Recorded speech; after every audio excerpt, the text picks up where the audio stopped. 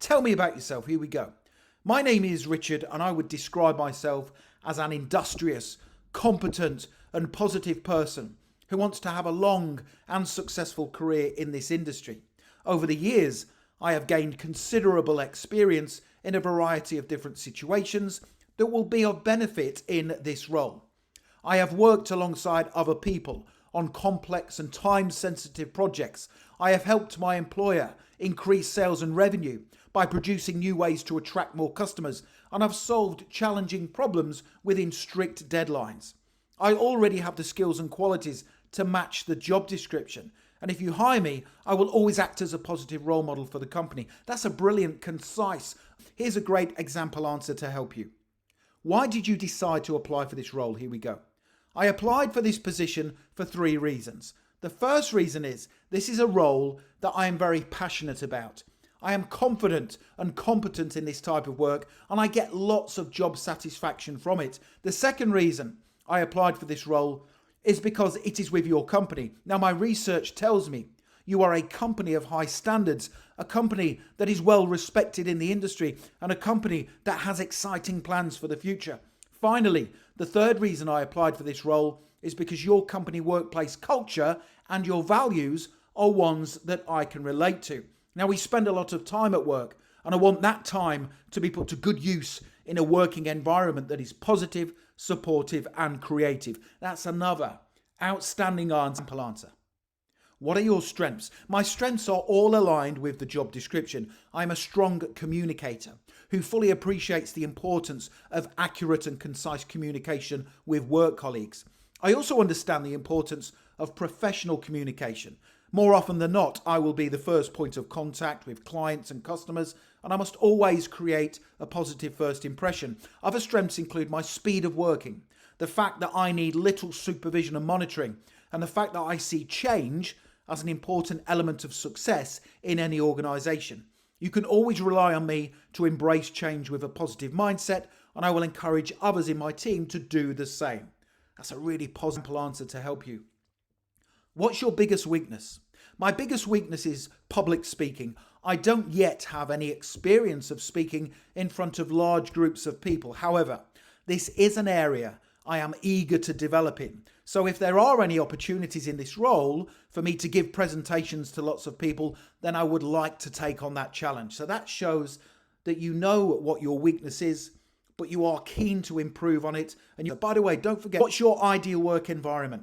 My ideal work environment is busy, productive, positive, and where everyone in the team is striving to achieve lots of positive things. I believe I am at my best when I am surrounded by like-minded people who are all working towards the same goal. Having researched your company in detail, your workplace culture is positive and your values are closely aligned to my own. Another great answer.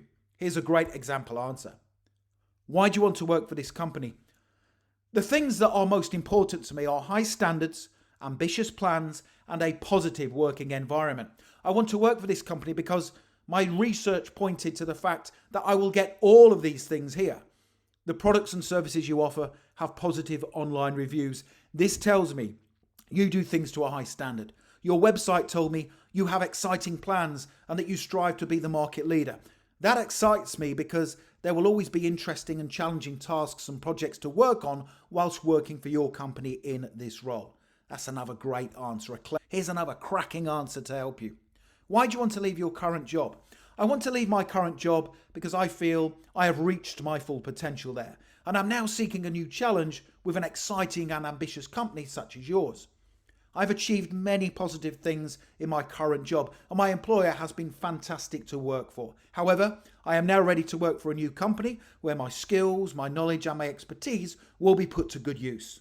That's a smart answer if you said that to me during an interview to help you. Where do you see yourself in 5 years? Here we go. I would like to still be working for your company either in this role if I am successful or having gained advancement to a more senior level. Now, during the next 5 years, I would have hoped to have undertaken numerous internal training development courses to help me progress in my role, and I certainly would want to be seen as a trusted, reliable and high-performing member of the team that other people can rely on. I would also hope to be in a position where the company could turn to me for help to train up newer members of staff as and when they joined the organisation? That's a great answer. I love that one. Great example response. How do you handle conflict with co-workers? I handle conflict by always taking positive steps to try and rectify it quickly and amicably. Any form of conflict can hinder a team from moving forward and reaching its full potential, so I always take action to stop it quickly. Some people would ask their manager to take care of the conflict, but I believe all team members should take responsibility for it as mature and professional adults. I would check my own actions to make sure I wasn't contributing to the conflict before speaking to the other person in private to find an amicable compromise we were both comfortable with that benefited the team. What motivates you? Some people are motivated by money, fame, or fortune, but I am motivated by entirely different things. I am motivated by constantly having goals I want to achieve, by being satisfied in my work, and by being in a position where I can support my family. Now, one of my goals is that I'm saving up to buy my first house, and I know the only way I will achieve that goal is if I work hard for my employer, I achieve my work targets, and I continually improve and grow from a personal and professional perspective. A great example answer to help you. What are your salary expectations? My salary expectations are $55,000. Now, before the interview, I carried out some research into the average salary within this role and this industry. Now, the average salary range came out between $50,000 and $58,000. Now, whilst I genuinely believe I am worth the higher salary range, I appreciate you don't know me and I need to prove to you my worth. So on that basis, I would be comfortable with a salary of $55,000, and I believe you will see a positive return on your investment at that amount. That's a smart way to answer the difficult interview question, what are your salary expectations? Now, interview.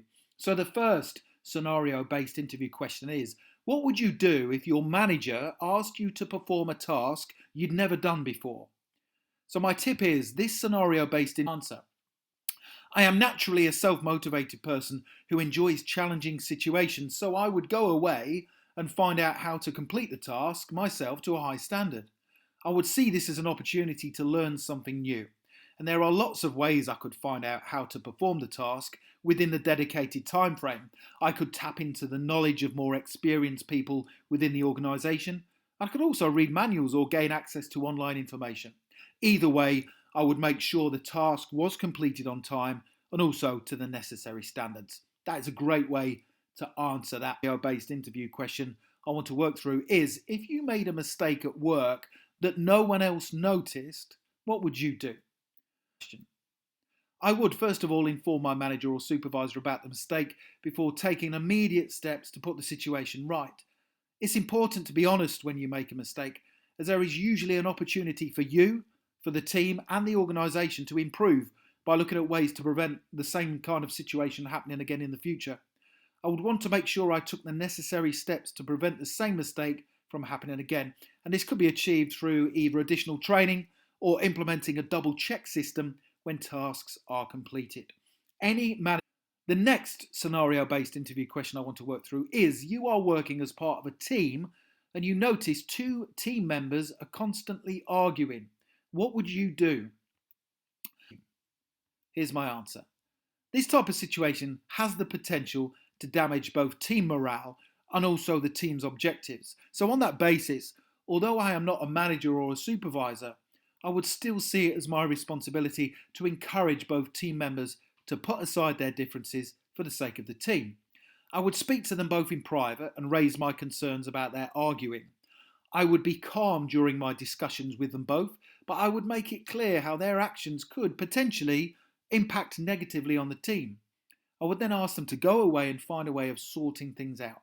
If they didn't agree to that, I would then inform our manager so he or she could take the necessary action. That's the perfect way to answer that scenario-based interview question. Now, I still have some to run through, so please don't go. Interview question I would like to work through is, what would you do if an angry or dissatisfied customer confronted you? I would try to resolve the complaint quickly and amicably by following a 5-step process. Step 1 is where I would listen to their complaint carefully and ask probing questions to clarify exactly what has happened, whilst also using effective listening skills. Step 2 is where I would apologise if necessary, once I had gathered all of the information. If you listen and then apologise, it usually has the effect of diffusing any conflict or anger. Step 3 is where I would suggest a resolution for resolving their complaint. This would either be by way of a refund, a replacement service or product, or perhaps an alternative resolution that met their needs. Step 4, I would confirm that they were happy with my proposal, and I would then make sure the refund or replacement product happened very quickly.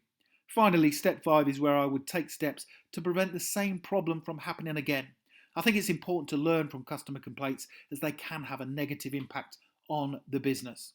So that's a perfect question. Your manager asks you to do something that is against organisational policy. What would you do? This is a really tough question. So it is. At the end of the day, they are my manager and I would need to respect their authority by agreeing to carrying out the task. However, I would also politely but firmly express my concern that what I was being asked to do was actually against organisational policy and that I did not think it was right. I would also, if possible, suggest alternative courses of action for the required task to be carried out, providing they fell in line with company rules and procedures, of course. As I say, they are my manager and I would respect them, but it would be important to express my concerns in a professional manner. That is the perfect way, in my opinion, to answer that. That uses that. Tell me about a time when you worked in a team. I was working in a previous role when 2 team members went off sick at short notice.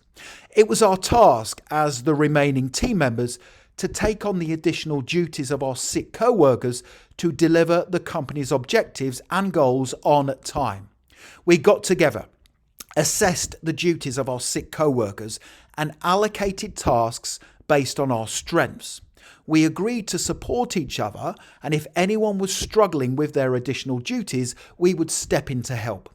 Now, at one point, a co-worker was unsure how to complete one of their tasks, so I finished my own work and went over to help.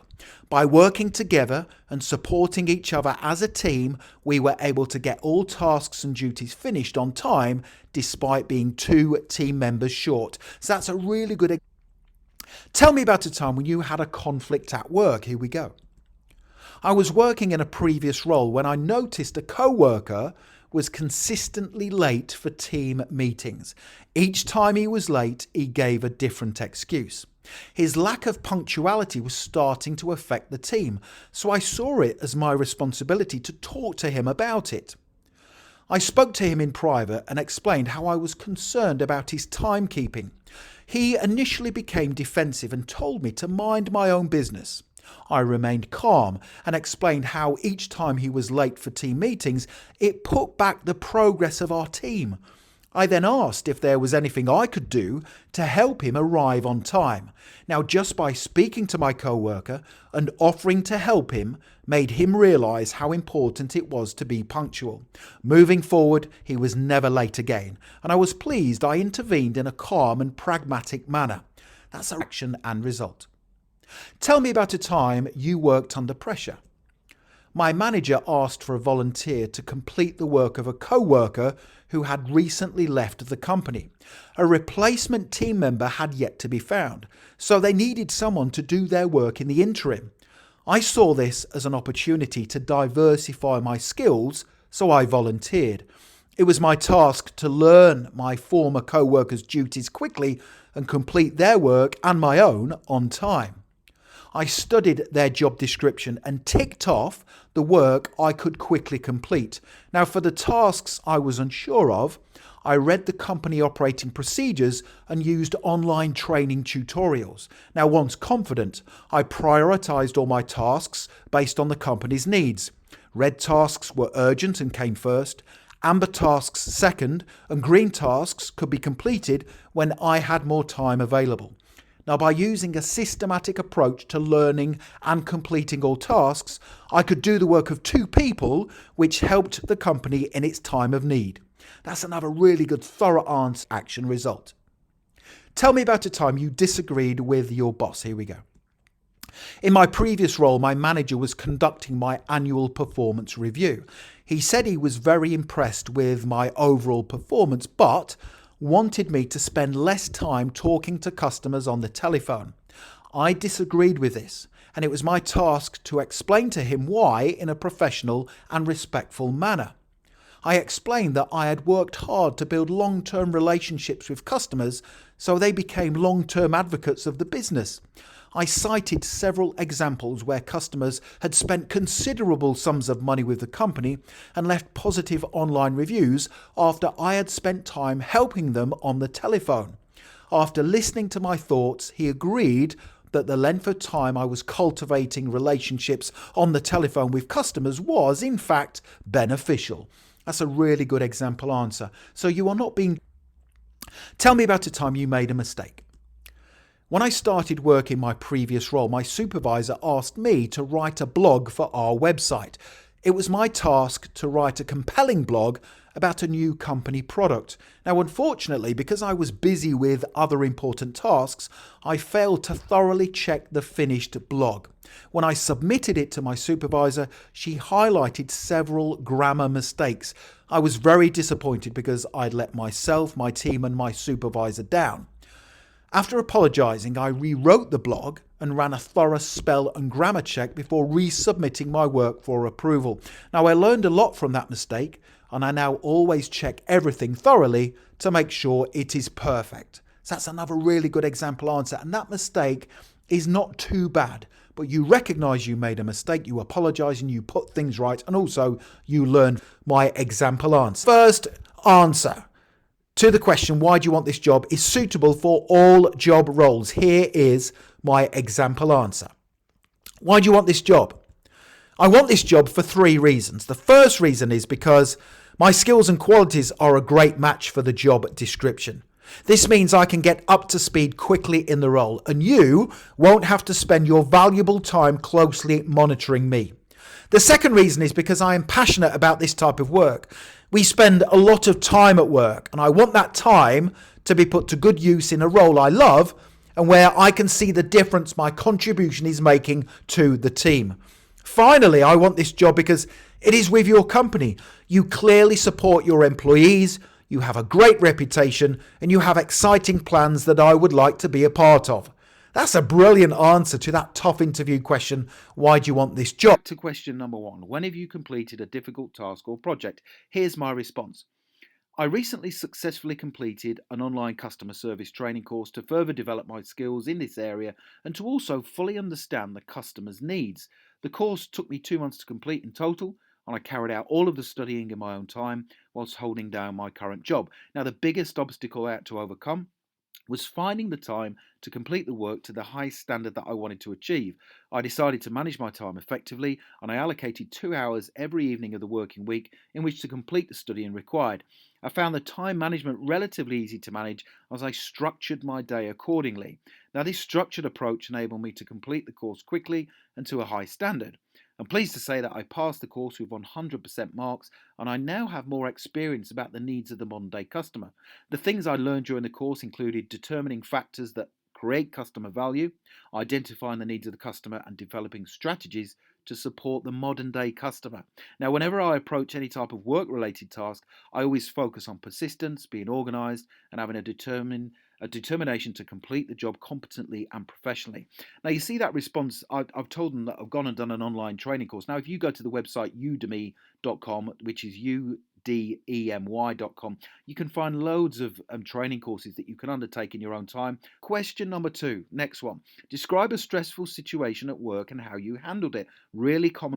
Okay, here's my response. Recently, we lost an important member of our team at short notice. Now, the reasons for him leaving were not made clear to us. However, the impact on the team was significant.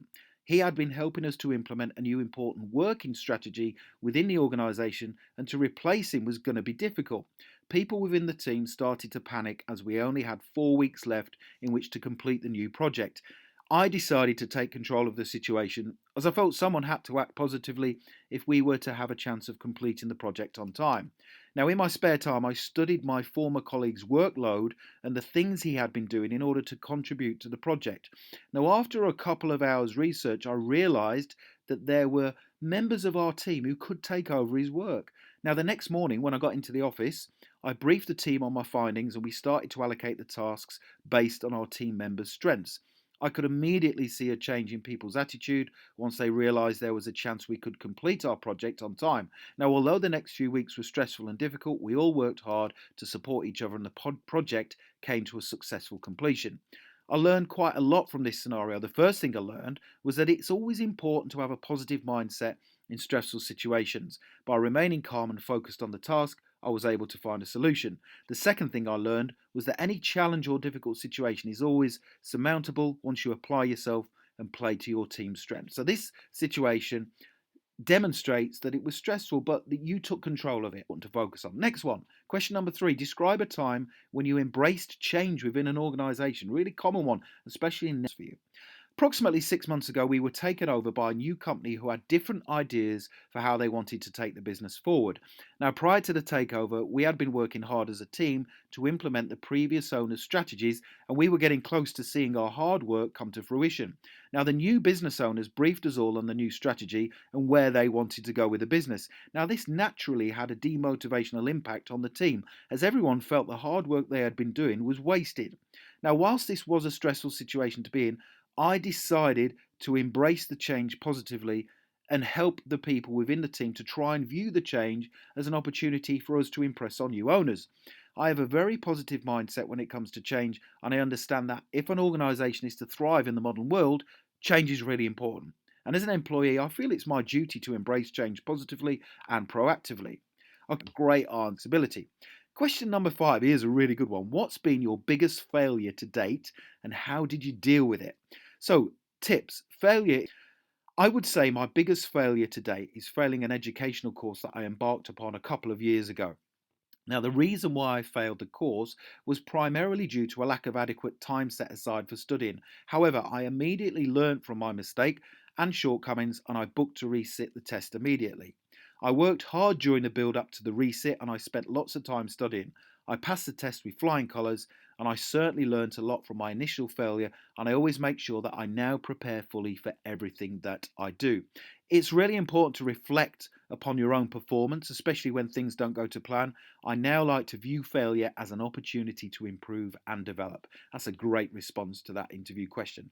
Question number 6. Describe a time when you've had to deal with somebody in a work situation who you felt was not pulling their weight or working part of the team. So, tips. Be someone. Here's a sample response. Whilst working in my current role as a waiter for a local restaurant, I was aware of a colleague who was taking more breaks than he was entitled to. Now, whilst he was taking these additional breaks, the rest of the team would have to cover for the shortfall. Now, unfortunately, the customer would then suffer as the time it took for them to be served would increase. I decided to approach the person in order to resolve the issue. I walked over to him in a calm manner and asked him in a friendly manner if he would come and help the rest of the team serve the customers. I told him that we were busy and that we needed his help. Now, fortunately, he responded in a positive manner and he realised that he was taking advantage of his rest periods. Now, since then, there has not been an issue, but it's important that the team gets on and works well together. We cannot afford to have confrontational situations, and the best way to resolve them is to be honest and tactful. Next question. What would you do if you noticed a work colleague being harassed or bullied? Another great question, and one that's intervene in a response. To begin with, I would certainly take some form of action. Now, bullying or harassment should never be tolerated in the workplace. I would make sure that I'm conversant with the company's policy before taking any action. However, I would do all that I could to stop the inappropriate behaviour, and that might involve informing a senior manager. I would speak to the person who was being bullied or harassed and do all that I could to support them. Now, sometimes these people who are acting as the bully do not realise what they're doing and the impact of their actions. Therefore, it's important to challenge the person who is carrying out the inappropriate behaviour, but also educate them as to what they're doing wrong and the impact it is having on other people. Okay, that's 7 questions. Do you know what? I've got another 50 that I want to give you. If you click the link below the video, guys, it will take you through to my website. Or if you go to the website, passmyinterview.com, you